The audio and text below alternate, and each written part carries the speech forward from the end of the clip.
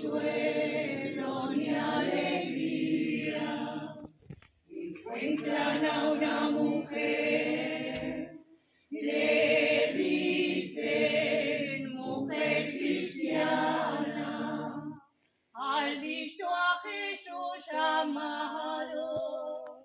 Sí, señora, que lo he visto, que por aquí ha pasado.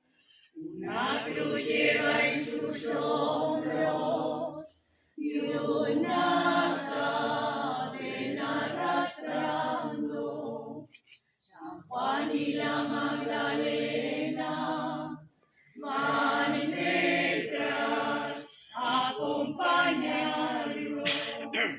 Caminemos, caminemos hacia el monte Calvario, y por pronto que lleguemos ya lo habrán crucificado.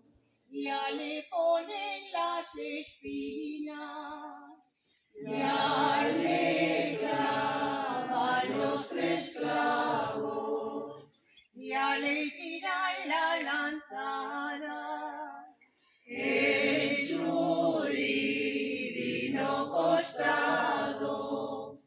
La sangre que derramó cayó en un cáliz sagrado. El hombre que la bebió sería un buen cristiano.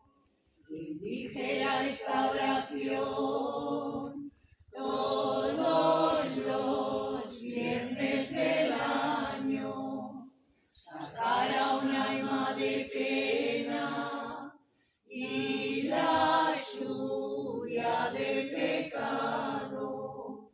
¿Quién la sabe y no la dice? ¿Quién la oye y no la aprende?